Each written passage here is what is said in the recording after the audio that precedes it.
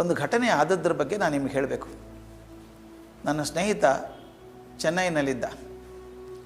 ಅವನು ಆದಂಥ ಘಟನೆ ನನಗೆ ಹೇಳಿದಾಗ ಅದನ್ನು ಬರೆದು ಸುಮಾರು ಇಂಟರ್ನೆಟ್ಟಲ್ಲಿ ಹಾಕಿ ಒಂದು 12-13 ವರ್ಷ ಆಗಿರ್ಬೇಕು ನಾನು ಇಂಟರ್ನೆಟ್ಟಲ್ಲಿ ಹಾಕಿ. ಅದ್ರ ಬಗ್ಗೆ ಸುಮಾರು 28,000 ಪತ್ರ ಬಂದಿದ್ದಾವೆ ನನಗೆ, ಮೇಲ್ಸ್ ಬಂದಿದ್ದಾವೆ. ಎಲ್ಲರೂ ಹೇಳಿದು ಈ ಕತೆ ನನ್ನ ಜೀವನ ಬದಲಾಯಿಸ್ತು ಅಂತ. ಅದೊಂದು ಕತೆ ಹೇಳಬೇಕು ನಿಮಗೆ ನಾನು. ಇದಾದದ್ದು ಮದ್ರಾಸಲ್ಲಿ, ಅದಕ್ಕೆ ಚೆನ್ನೈ ಅಂತ ಕರಿತೀವಿ. ಅವನು ಹ್ಯೂಲೆಟ್ ಪ್ಯಾಕರ್ಡ್ ಕಂಪ್ನಿಯಲ್ಲಿ ಸೀನಿಯರ್ ಮ್ಯಾನೇಜರ್ ಆಗಿದ್ದ. ಶನಿವಾರ ಭಾನುವಾರ ರಜೆ, ಆರಾಮಾಗಿ ಪೇಪರ್ ಓದ್ತಾ ಇದ್ದ. ಅವನ ಹೆಂಡತಿ ಬಂದಳು. ನೋಡ್ರಿ ನಿಮ್ಮ ಮುದ್ದಿನ ಮಗಳು ಏನು ಮಾಡ್ತಾಳೆ ಅಂದರು. ಇದು ಎಲ್ಲರ ಮನೇಲಿ ಆಗುವಂಥದ್ದೇ. ಮಗ ಅಥವಾ ಮಗಳು ಏನಾದರೂ ಒಳ್ಳೇದು ಮಾಡಿದರೆ ಅಪ್ಪ ಅಮ್ಮ ಇಬ್ಬರು ಅಭಿಮಾನಿ ಅಂತ ಹೇಳ್ತಾರೆ, ನನ್ನ ಮಗ ನನ್ನ ಮಗಳು ಅಂತ ಹೇಳ್ತಾರೆ. ಅವನೇನೋ ಕೆಟ್ಟ ಕೆಲಸ ಮಾಡಿದ್ರೆ ನೋಡಿ ನಿಮ್ಮ ಮಗ ನಿಮ್ಮ ಮಗಳು ಅಂತಾರೆ. ಯಾವಾಗ ಹೆಂಡತಿ ಬಂದು ನಿಮ್ಮ ಮಗಳು ಅಂದೋ ಏನೋ ತಕರಾರು ಇದೆ ಅಂತ ಗೊತ್ತಾಯಿತು. ನೋಡ್ದ, ಆ ಹುಡುಗಿ ಅಳ್ತಾಯಿತ್ತು. ಮಗಳು ಸಣ್ಣ ಹುಡುಗಿ, 6 ವರ್ಷ ಹುಡುಗಿ ಅಳ್ತಾಯಿತ್ತು. ಯಾಕೆ ಅಳ್ತಾಳೆ ಇವಳು ಅಂತ ನೋಡಿದ. ಅವನಿಗೆ ಗೊತ್ತಾಯಿತು, ಅಮ್ಮ ಮೊಸರನ್ನ ಕಲಿಸ್ಕೊಂಬಂದಿದ್ದಾಳೆ. ಮಗುಗೆ ತಿನ್ನಬೇಕು ಅಂತ. ಆದರೆ ಮಗುಗೆ ಮೊಸರನ್ನ ಕಂಡ್ರೆ ಆಗೋಲ್ಲ. ಅಮ್ಮ ಮೊಸರನ್ನ ತಿನ್ನು ಅಂತ ಆಕೆ, ಆಮೇಲೆ ಮೊಸರನ್ನ ಬೇಡ ಅಂತ ಮಗಳು. ಅದೊಂಥರ ಕುಸ್ತಿ ನಡೆದಿತ್ತು. ಆಮೇಲೆ ಅಮ್ಮ ಹೇಳಿದರು, ಮೊಸರನ್ನ ತಿಂದೆ ಹೋದರೆ ನಿನಗೆ ಹಾಗೆ ಮಾಡ್ತೀನಿ ಅಂತ. ಅಳ್ತಾಯಿತ್ತು ಮಗು. ಅಪ್ಪ ಪೇಪರ್ ಇಟ್ಟ, ಮಗುನ ಪಕ್ಕ ಕೂತ್ಕೊಂಡ್ಬಿಟ್ಟು, ಅಮ್ಮ 2 ಚಮಚ ತಿಂದ್ಬಿಡು, ತಿಂದೆ ಹೋದ್ರಿ ಮಮ್ಮ ನಾನು ಬೈತಾಳೆ ಅಂತ. ಮಕ್ಕಳು ಭಾಳ ಬುದ್ಧಿವಂತರು. ಈಗ ಮಗು ಹೇಳ್ತಪ್ಪ 2 ಚಮಚ ಅಲ್ಲ, ಪೂರ್ತಿ ಬಟ್ಲನ್ನ ತಿಂದ್ಬಿಡ್ತೀನಿ, ಅದನ್ನು ಕೇಳಿದ್ದು ಕೊಡಿಸ್ತೀಯಾ ಅಂತ ಕೇಳ್ತು. ಅಪ್ಪ ಭಾರಿ ಖುಷಿಯೊಳಗಿದ್ದ. ಕೊಡಿಸ್ತೀನಿ ಮಗಳೇ, ಏನು ಬೇಕಾದ ಕೇಳಿ ಕೊಡಿಸ್ತೀನಿ ಅಂದ. ಆಕೆ ಗೊತ್ತು ಅಪ್ಪ ಬರೀ ಮಾತಾಡ್ತಾರೆ, ಕೀಲಿಕೆ ಅಮ್ಮನ ಕಡೆ ಇದೆ ಅಂತ ಗೊತ್ತು. ಅಮ್ಮ ನೀನು ಪ್ರಾಮಿಸ್ ಮಾಡಬೇಕು, ಮೊದಲು ತಿನ್ನು ಆಮೇಲೆ ಕೊಡಿಸ್ತೀನಿ ಅಂತ ಅಮ್ಮ ಅಂದರು. ಮಗು ಕಣ್ಣು ಒರೆಸ್ಕೊಂಡು ಇಡೀ ಬಟ್ಲನ್ನು ತಿಂತು. ಅಪ್ಪನಿಗೆ ಸಂಕಟ ಆಯಿತು. ಆಕೆ ಗೊತ್ತು ಪಾಪ ಮಗುಗೆ ಇಷ್ಟ ಇಲ್ಲ, ಮೊಸರನ್ನ ಇಷ್ಟ ಇಲ್ಲ, ಅದಕ್ಕೆ ಏನೋ ಬೇಕಾಗಿದೆ, ಅದರ ಆಸೆಗೋಸ್ಕರ ಮಗು ತಿಂದಿದೆ ಅಂತ ಗೊತ್ತಾಯಿತು. ಆತ ಹೋಗಿ ಸೋಫಾದ ಮೇಲೆ ಕೂತ್ಕೊಂಡ. ಮಗು ತಿಂದು ನೀರು ಕುಡಿದು ಕೈ ತೊಳ್ಕೊಂಡು ಬಂತು. ನಿಮ್ಮ ಕಣ್ಣು ಮುಂದೆ ಚಿತ್ರ ಬರ್ತದೆ. ಆ ಹುಡುಗಿ ಓಡಿ ಬಂದು ಅಪ್ಪನ ತೊಡೆ ಮೇಲೆ ಹಾರಿ ಕೂತ್ಕೊಳ್ತು. ಏನಾದರೂ ಬೇಕಾದ ಮಕ್ಕಳು ಭಾಳ ಚೆನ್ನಾಗಿರ್ತಾರೆ. ತನ್ನ ಪುಟ್ಟ ಕೈಗಳನ್ನು ಅಪ್ಪನ ಕುತ್ತಿಗೆ ಸುತ್ತ ಹಾಕಿ, ಅಪ್ಪ ನಾ ಕೇಳಿದ್ದು ಕೊಡಿಸ್ತೀಯಾ ಅಂದ್ಲು. ಎದೆ ಝಲ್ ಅಂದ್ಬಿಡ್ತೀವಿ ಅವನಿಗೆ. ದೊಡ್ಡ ಕೇಳಿದ್ರೆ ಏನು ಮಾಡೋದು? ಅಮ್ಮ ನಿಮ್ಮಪ್ಪ ಶ್ರೀಮಂತ ಅಲ್ಲ, ಸಣ್ಣದೇನಾದರೂ ಕೇಳು ಕೊಡಿಸ್ಬಿಡ್ತೀನಿ ಅಂದ.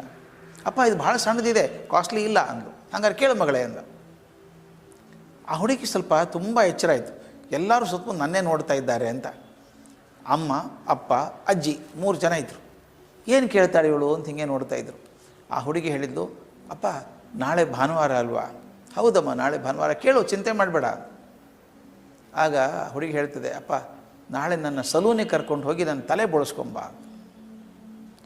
ಅಮ್ಮ ಅಜ್ಜಿ ನೆಲ ಬಿಟ್ಟು 3 ಅಡಿ ಮೇಲೆ ಹಾರಿದ್ರು. ಛೇ ಹುಡುಗಿ ತಲೆ ಬೋಳಿಸ್ಕೊಳ್ಳೋದು ಅಂದ್ರೆ ಏನು ಅಸಹ್ಯ, ಹೆಚ್ಚೆಚ್ಚು ಆಗಲ್ಲ ಅಂದರು. ಅಪ್ಪ ಕೇಳಿದೆ, ಯಾಕೆ ತಲೆ ಬೋಳಿಸ್ಕೊತೀಯ ನೀನು ಅಂದ. ನನಗೆ ಗೊತ್ತಿಲ್ಲ, ನಾನು ಬೇಕು ತಲೆ ಬೋಳಿಸ್ಕೊತೀನಿ. ಅಪ್ಪ ಅಂದ, ಚೆನ್ನಾಗಿ ಕಾಣಿಸಲ್ಲ ಮಗು, ಗುಂಡು ಮುಖ, ದೊಡ್ಡ ಕಣ್ಣು, ಉದ್ದು ಕೂದಲು ಚೆಂದ ಅಲ್ವಾ, ಹುಡುಗಿ ತಲೆ ಬೋಳಿಸ್ಕೊಂಡ್ರೆ ಚೆನ್ನಾಗಿರುತ್ತಾ ಅಂತ. ಇರುತ್ತೋ ಇಲ್ಲೋ ಗೊತ್ತಿಲ್ಲ, ನಾನು ಬೋಳಿಸ್ಕೋಬೇಕು. ಅಪ್ಪ ಆಗಲ್ಲ ಅಂದ. ಅಳೋಕ್ಕೆ ಶುರು ಮಾಡ್ತು ಹುಡುಗಿ. ಹತ್ಕೊಂಡು ಹೇಳಿದ್ದು, ಅಪ್ಪ ನನಗೆ ಹೇಳಿದ್ದೆ, ನೀನು ಹೋದ ವಾರ ಕತೆ ಹೇಳಿದ್ದಿ, ಹರಿಶ್ಚಂದ್ರನ ಕತೆ ಹೇಳಿದ್ದಿ. ಏನು ಹೇಳಿದಿ? ಒಂದು ಸಲ ಮಾತು ಕೊಟ್ಟರೆ ಹಾಗೆ ನಡ್ಕೋಬೇಕು ಅಂತ ಹೇಳಿಲ್ವಾ? ಈಗ ನೀ ಮಾತು ಕೊಟ್ಟಿದ್ದೆ ಕೊಡಿಸ್ತೀನಿ ಅಂತ, ಮತ್ತು ನಾನು ಕೇಳಿದ್ದು ಕಾಸ್ಟ್ಲಿ ಇಲ್ಲ, ಇದು ಬೆಲೆ ಇಲ್ಲ, ಅದಕ್ಕೆ ಮಾಡಿಸ್ಬೋದಲ್ಲ. ಅಪ್ಪ ಅಪೋಸಿಷನ್ ಪಾರ್ಟಿ ನೋಡಿದ, ಹೆಂಡತಿ ಅತ್ತೆ. ಕೊನೆಗೆ ಆಯ್ತಪ್ಪ ನಾಳೆ ಮಾಡ್ತೀನಿ ಅಂದ. ಮನೇಲಿ ಜಗಳ ಆಗಿರಬೇಕು. ಮರುದಿವಸ ಬೆಳಗ್ಗೆ ಆ ಮಗುನ ಕರ್ಕೊಂಡು ಹೋಗಿ ತಲೆ ಬೋಳಿಸ್ಕೊಂಡು ಬಂದರು. ಚಿತ್ರ ಕಾಣ್ತಾ ಇತ್ತು ಮಗು. ಮುಂದಿನ ಮರುದಿನ ಸೋಮವಾರ ಮಗು ಶಾಲೆಗೆ ಹೋಗಿ ರೆಡಿ ಆಯಿತು. ಒಳ್ಳೆ ಯೂನಿಫಾರ್ಮು, ಹೆಗಲಿಗೊಂದು ಚೀಲ, ಪುಸ್ತಕದ ಚೀಲ, ವಾಟರ್ ಬಾಟ್ಲು, ಟಿಫಿನ್ ಕ್ಯಾರಿಯರು, ಬೋಳ್ತಲೆ. ಅಪ್ಪ ಕಾರಲ್ಲಿ ಕರ್ಕೊಂಡು ಹೋಗಿ ಮಗುನ ಶಾಲೆ ಹತ್ತಿರ ಬಿಟ್ಟ. ಆಕೆ ನಡ್ಕೊಂಡೋಗಿ ಗೇಟ್ ಹತ್ತಿರ ನಿಂತ್ಕೊಳ್ತು. ಒಳಗೆ ಹೋಗೋ ಆಕೆ ನೋಡೋಕ್ಕಾಗ್ತಾಯಿಲ್ಲ ಅವನಿಗೆ. ಒಳಗೆ ಹೋಗು ಅಂದ. ಇಲ್ಲಪ್ಪ ನನ್ನ ಫ್ರೆಂಡ್ ಬರ್ತಾನೆ, ಕಾಯ್ತೀನಿ ಅಂದು. ಅದು ಯಾವ ಫ್ರೆಂಡಪ್ಪ ಅವನು, ನೋಡೇ ಬಿಡ್ತೀನಿ. ತಾನೂ ಕೂತ್ಕೊಂಡ ಕಾರಲ್ಲಿ. 1 ನಿಮಿಷಕ್ಕೆ ಇನ್ನೊಂದು ಕಾರ್ ಬಂತು ಇದ್ರ ಹಿಂದೆ. ಅದನ್ನು ಹುಡುಗ ಇಳಿದ, ಪುಟ್ಟ ಹುಡುಗ, ಇದೇ ವಯಸ್ಸಿನ ಹುಡುಗ, ಅದೇ ಥರದ ಯೂನಿಫಾರ್ಮು, ಅದೇ ಥರದ ಚೀಲ, ಅದೇ ಥರದ ವಾಟರ್ ಬಾಟ್ಲು, ಟಿಫಿನ್ ಕ್ಯಾರಿಯರು, ಅವನದು ಬೋಳ್ತಲೆ. ಆ ಹುಡುಗ ನಡ್ಕೊಂಡು ಹೋಗಿ ಹುಡುಗಿ ಹತ್ರ ಮಾತಾಡ್ತಾ ಇದ್ದ. ಇವನಂದ, ಶಾಲೆ ಯೂನಿಫಾರ್ಮ ಚೇಂಜ್ ಆಯಿತೋ ಏನೋ, ಯಾಕೆ ಇದು ಇಬ್ಬರು ತಲೆ ಬೋಳಿಸ್ಕೊಂಡಿದ್ದಾರೆ ಇವರು ನೋಡ್ತಾ ಇದ್ದ. ಆಗ ಹಿಂದಿನ ಕಾರಲ್ಲಿ ಒಬ್ಬರು ಮಹಿಳೆ ಕಾರ್ ಓಡಿಸ್ಕೊಂಬಂದ್ರಲ್ಲ, ಆಕೆ ಹೊರಗೆ ಬಂದರು. ಆಕೆ ಕಣ್ಣಲ್ಲಿ ನೀರಿತ್ತು. ಆಕೆ ನಿಧಾನಕ್ಕೆ ಇವನ ಕಡೆ ಬಂದರು, ಹುಡುಗಿ ಅಪ್ಪನ ಕಡೆ ಕೈ ಮುಗಿದು, ಸರ್ ಆ ಹುಡುಗಿ ನಿಮ್ಮ ಮಗಳ ಅಂತ ಕೇಳಿದ್ರು. ಹೌದು ನನ್ನ ಮಗಳಕ್ಕೆ ಅಂತ. ತಕ್ಷಣ ಆಕೆ ಹೆಣ್ಮಗಳು ಹೇಳಿದರು, ಸರ್ ಮಗಳಲ್ಲ ಸರ್, ಅದು ಎಷ್ಟು ಜನ್ಮ ನೀವು ದೇವರನ್ನು ಪ್ರಾರ್ಥನೆ ಮಾಡಿದ್ರೋ ಗೊತ್ತಿಲ್ಲ, ಭಗವಂತ ನಿಮಗೆ ದೇವತೆಯನ್ನು ಕರುಣಿಸಿದ್ದಾನೆ, ಆ ಮಗು ಅಲ್ಲ ಸರ್ ದೇವತೆ ಯಾಕೆ ಅಂತ. ಇವನು ಆಕೆನ ಮಾತೇ ಕೇಳಿಸ್ಕೊತಾ ಇಲ್ಲ. ಅಲ್ಲ ರೀ ಆ ಹುಡುಗ ನಿಮ್ಮ ಮಗನ ಅಂತ ಕೇಳ್ದ. ಹೌದು ಅಂದ್ಲಕ್ಕೆ. ಏನು ವಿಚಿತ್ರ ನೋಡ್ರಿ ಅಂದವನು. ಶನಿವಾರ ದಿವಸ ನನ್ನ ಮಗಳು ಹಠ ಹಿಡಿದ್ಲು ಅಂತ ಹೇಳಿ ನಿನ್ನೆ ಭಾನುವಾರ ಹೋಗಿ ಆಕೆ ತಲೆ ಬೋಳಿಸ್ಕೊಂಡ್ಬಂದೆ, ಈಗ ನೋಡಿದ್ರೆ ನಿಮ್ಮ ಹುಡುಗನೂ ಹಾಗೆ ಮಾಡಿದ್ದಾನೆ, ಏನು ವಿಶೇಷ ಅಂತ ಕೇಳಿದ. ಮೊದಲೇ ಆ ತಾಯಿ ಅಳ್ತಾ ಇದ್ರಲ್ಲ, ಈತ ಹಿಂಗೆ ಕೇಳಿದ ತಕ್ಷಣ ನೆಲದ ಮೇಲೆ ಕೂಸದು ಕುಳಿತು ಬಿಕ್ಕಿ ಬಿಕ್ಕಿ ಅಳೋಕೆ ಶುರು ಮಾಡಿದರು. ಇವನಿಗೆ ಗಾಬರಿ ಆಯಿತು. ಸಾರಿ ನಾನು ತಪ್ಪು ಹೇಳಿದ್ದೆ, ಏನಾದರೂ ಮನಸ್ಸಿಗೆ ನೋವಾಯ್ತಾ ಅಂತ. ಏನಿಲ್ಲ ಸರ್, ನನಗೆ ತಡ್ಕೊಳ್ಳೋಕ್ಕಾಗಲಿಲ್ಲ ಭಾವನೆಗಳನ್ನು, ಕ್ಷಮಿಸಬೇಕು ಅಂತ ಕಣ್ಣು ಒರೆಸ್ಕೊಂಡು ಹೇಳಿದ್ರಾಕೆ. ಆತ ನನ್ನ ಒಬ್ಬನೇ ಮಗ ಸರ್, ಹುಟ್ಟಿದ್ದು ಒಂದೇ ಅದು. 3 ವರ್ಷಗಳಿಗೆ ಜ್ವರ ಬರ್ತಾಯಿತ್ತು ಅವನಿಗೆ, ಔಷಧಿ ಕೊಡಿಸಿದ್ವಿ ಕಮ್ಮಿ ಆಗ್ತಾಯಿತ್ತು. ಈಗ 1 ವರ್ಷದಿಂದ ತುಂಬ ಜಾಸ್ತಿ ಆದಾಗ ಡಾಕ್ಟ್ರ್ ಕಡೆ ಪರೀಕ್ಷೆ ಮಾಡಿದಾಗ ಹೇಳ್ತಾರೆ, ನಿಮ್ಮ ಮಗನಿಗೆ ರಕ್ತದ ಕ್ಯಾನ್ಸರ್ ಇದೆ, ಇನ್ನು ಬದುಕೋ ಜಾಸ್ತಿ ಇಲ್ಲ, ಅವನು ಬಹಳ ಹೆಚ್ಚು ಅಂದರೆ ಇನ್ನೊಂದು 2 ತಿಂಗಳು 3 ತಿಂಗಳು ಬದುಕ್ತಾನೆ, ಅವನಿಗೆ ಕೆಮೊಥೆರಪಿ ಟ್ರೀಟ್ಮೆಂಟ್ ಶುರು ಮಾಡಬೇಕು ಅಂತ ಹೇಳಿದ್ದಾರೆ. ನಮ್ಗೆ ಗಾಬರಿ ಆಗೋಯ್ತು ಸರ್. ಕೆಮೊಥೆರಪಿ ಟ್ರೀಟ್ಮೆಂಟ್ ಕೊಡ್ತಾ ಇದ್ದೀವಿ. ಆ ಡಾಕ್ಟ್ರ್ ಹೇಳಿಬಿಟ್ರು, ನಿಮ್ಮ ಮನೇಲಿ ಅತಿಥಿ ಇದ್ದಂಗೆ ಇರ್ತಾನೆ, ಅವನು ಯಾವಾಗ ಬೇಕಾದರೂ ಹೋಗ್ಬೋದು, ಸಿದ್ಧ ಆಗಿರಿ, ಮಾನಸಿಕವಾಗಿ ಸಿದ್ಧ ಆಗಿ ಅಂತ ಹೇಳಿದರು. ಕೆಮೊಥೆರಪಿ ಮುಗಿಸ್ಕೊಂಬಂದಾಗ ತುಂಬ ಕಷ್ಟಪಡ್ತಾನೆ ಹುಡುಗ.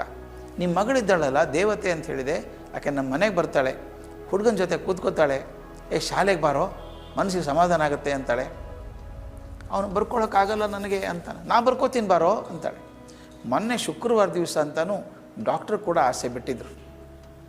ಈ ಹುಡುಗಿ 1 ತಾಸು ನನ್ನ ಮಗನ ಹತ್ರ ಕೂತ್ಕೊಂಡು, ನೀ ಶಾಲೆಗೆ ಬಾರೋ ಸೋಮವಾರ ಆರಾಮ್ ಅನಿಸುತ್ತೆ ಅಂತ. ನನ್ನ ಮಗ ಹತ್ಕೊಂಡು ಹೇಳ್ದ, ಇಲ್ಲ ನಾನು ಬರೋಲ್ಲ, ನಗುತ್ತಾರೆ ನಾನು ನೋಡಿ ಅಂತ. ನಿಮ್ಮ ಮಗಳು ಏನು ಮಾಡಿದ್ಲು ಗೊತ್ತಾ, ತನ್ನ ಪುಟ್ಟ ಕೈಯನ್ನು ನನ್ನ ಮಗನ ಕೈ ಮೇಲೆ ಹಾಕಿ, ನಾ ಪ್ರಮಾಣ ಮಾಡಿ ಹೇಳ್ತೀನಿ ಬಾರೋ, ನೀನು ನೋಡಿ ಯಾರೂ ನಗಲ್ಲ, ನನ್ನ ನೋಡಿ ನಕ್ಕರೂ ಅಡ್ಡಿ ಇಲ್ಲ, ನೀನು ನೋಡಿ ನಗಲಾದಾಗ ಮಾಡ್ತೀನಿ ಬಾ ಅಂದರು. ಆಕೆ ಮಾತು ನಂಬಿಕೊಂಡು ನನ್ನ ಮಗ ಮೊಟ್ಟ ಮೊದಲ ಬಾರಿಗೆ ಶಾಲೆಗೆ ಬಂದಿದ್ದಾನೆ. ನನ್ನ ಕಾರಲ್ಲಿ ಬರಬೇಕಾದ್ರೆ ಗೇಟ್ ಹತ್ರ ನಿಮ್ಮ ಮಗಳನ್ನು ನೋಡಿದೆ.